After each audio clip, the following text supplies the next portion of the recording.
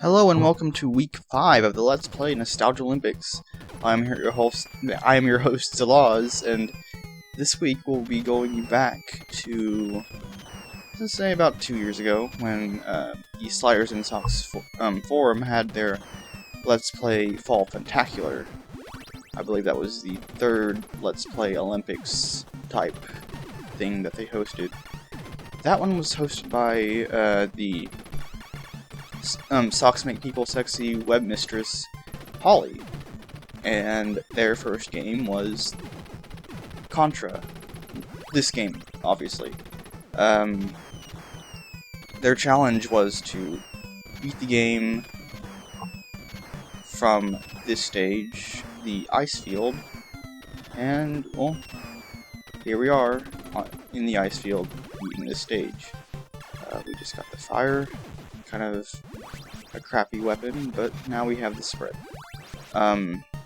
So yeah, this week's challenge actually was to play any game from Let's Play Fall Funtacular. I had originally wanted to do Kirby Superstars Arena mode. I wanted to do like a suplex run. It was an idea given to me from a friend, but that didn't work out very well. I spent almost an entire day trying to get past Meta Knight with the suplex. And let me tell you, that stuff's hard. That stuff is freaking hard. And once I realized that I had spent the entire day just trying to beat him and trying to get a decent rundown, I thought, no, maybe this challenge isn't quite for me. So, reluctantly I switched games to maybe something a little more familiar to me. Contra. It's a game I used to play a lot at the daycare I used to go to. Not this version, though. Of course, the American version.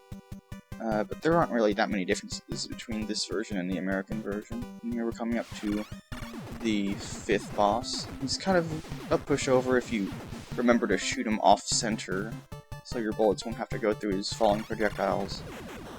The main challenge there is just avoiding those disc things traveling along the ground. But I mean, if you're shooting off-center, then they're a little easier to fight off. Now we're at the energy zone. This is perhaps one of the hardest stages in the game, because of a little gimmick that they introduce a little later in the stage. We have the machine gun here. I kind of like the laser a little better than the machine gun, but I mean, it's a little easier to use. Just hold on the fire button and not get hit on the foot, not get shot in the foot with enemy projectiles and whatever. Yeah, here we go, the flamethrowers over here. This one is perhaps the hardest to dodge in the entire stage. Not because of that popcorn enemy over there, but just getting that timing down. You gotta jump at it, and then quickly jump at it again before it fires off again. The timing allows you to do that, but it's still really tricky. These guys, though, they're a little easier to dodge. Just jump up there, and jump up here. In that container over there should be an invincibility power-up. We can just hit it without getting hit ourselves. And there we go, yeah. This pretty much makes the entire second half of the stage up into the boss a complete cakewalk. I mean, it looks like it would have been terribly hard without the invincibility, but I usually get the invincibility, so I really wouldn't know for sure. So now we have the Energy Zone boss, this battle footballer looking fellow over here, who tosses discs at us. He is kind of a pushover, if you know how to dodge him. Just jump over his disc attacks, and make sure you're able to hop over his large body, although he does have kind of a generous hitbox, so don't worry too much about that.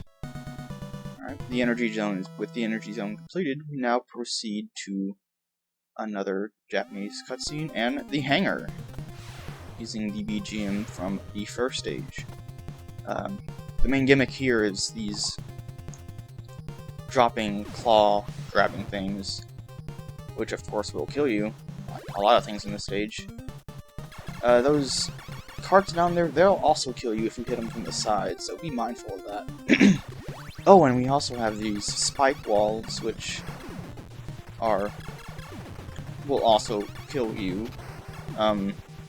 Really not a lot to say about them, you just gotta shoot them down and hope they don't pop up in front of you suddenly, because they have a nasty habit of doing that. Like right about here, yeah. I can imagine a lot of new players getting killed by that, but not by that, because that was a tactical error on my part. Completely tactical. But the obstacles in this stage aren't that hard to get past. Again, I'd say maybe the energy zone's a little harder than this, really. So we're just gonna take a ride here on this minecart looking thing. That one, I don't know what that power was, but that one down there is a spread gun. We don't get that though because, one, we don't want to go down that path on the bottom because it's a little harder to get through than these simple spike walls. I mean, for the rest of the stage, we really don't need the spread gun. We really don't need the spread gun for the entire game, but, I mean, as a lot of people will attest to, it makes the game considerably easier. And considering this is Contra, that might be a necessity for a lot of players. Not to say that Contra isn't a hard game, but it can be memorized. It can be memorized and it can be exploited. You just need to know how to do it. That's just true with a lot of NES games in general. So now we're coming up to perhaps the easiest boss in the entire game, this turret door thing. Just go left and shoot up. And also jump over those guys, and it's dead. Yeah, I did that with the pea shooter too, so I mean, really no problem here.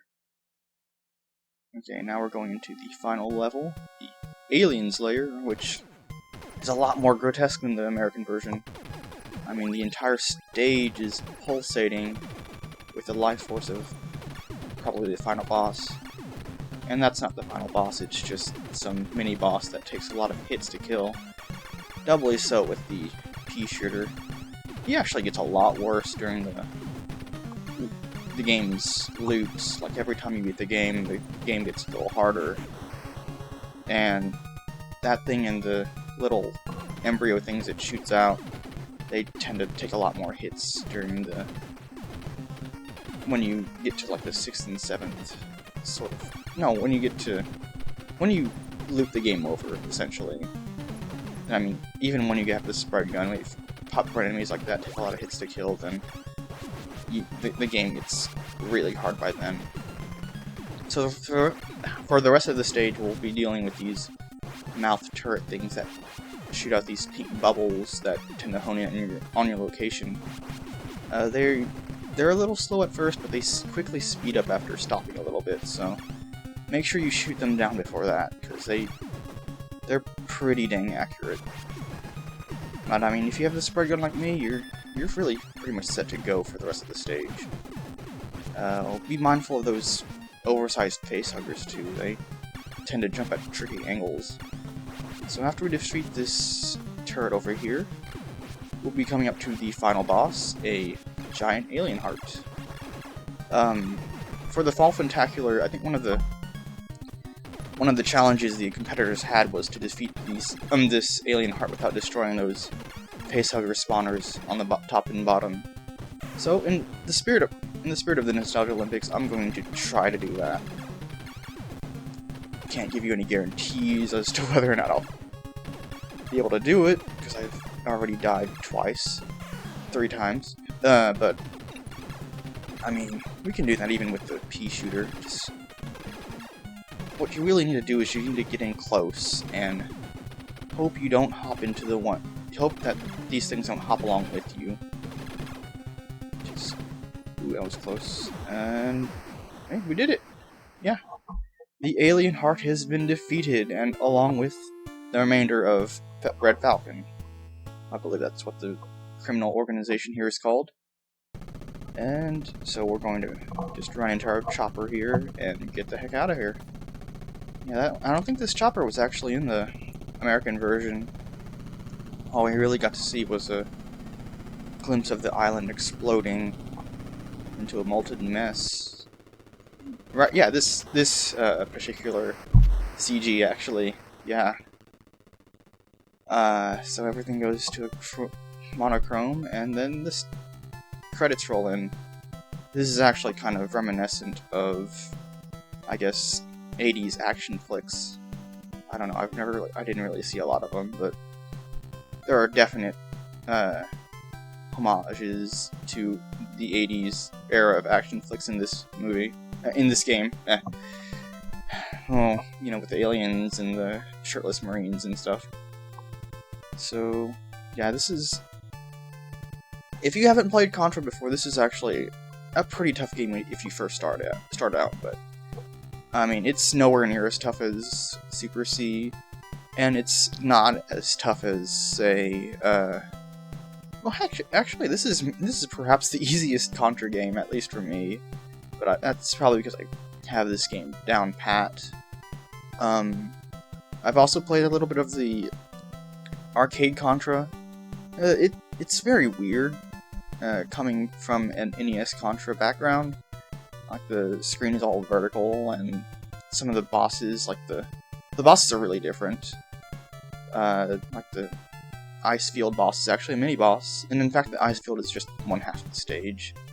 But one neat trick on the Japanese version is if you hold on the start and select buttons before the credits roll, you'll get a nifty little secret message from Red Falcon themselves, set in this really, kind of creepy red text. I know enough Japanese to, like, transliterate some of this, like, but I'm not going to say a bunch of Japanese words and expect you guys to know what it means, because I hardly know what it means. But from what I can gather, though, it's pretty much saying that Red Falcon hasn't been defeated, and they'll be coming back soon. Long live Red Falcon. Of course, knowing that Contra is, in fact, a very kind of popular series now, that kind of comes as no surprise. Still, this is kind of a interesting little tidbit of the Japanese version. Here we have the first level, the Stage 1 Jungle. Yeah, the game is looped over again, so it's going to be a little more harder, in that it's going to spawn more popcorn enemies, and the ones that do take a little more to kill will take a little more to kill. The thing about going across these bridges, you don't want to run across them, you want to jump across them because you'll never outrun those explosions. That's just something that I had to pick up like later on in my playthroughs. It's not immediately apparent to most new players. We have the spread gun, pretty much the best gun in the game, if you're not familiar with Contra.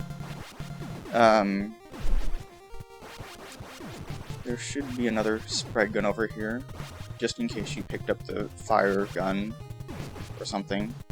The Contra 1 flame gun is actually it's not very good. It's nowhere near as good as the one Super C, I'll tell you that right now. Now we're coming up to the first stage boss. He's also kind of a pushover. Not as much as Stage 7, obviously, but you just need to take out that sniper up there. And be mindful of those mortar shooting things down there. Theoretically, though, you could also just go down to the bottom of the stage and just shoot out the core because of its placement. But I think it's a little higher than what you can shoot down from on that level. So now we're at the first base stage, a sort of over-the-shoulder shooter segment. I don't think Contra's ever used this sort of perspective in any of its other games. But, I mean, it's not all that bad, because these stages But they're okay, but they're nowhere near as good as the side-scrollers, or even the top-down segments in Super C. This game overall isn't as good as Super C, but it's better known. No, it looks like we're out of time already. So this has been Zalaz. I'll see you guys next week, and I hope to do better. See you.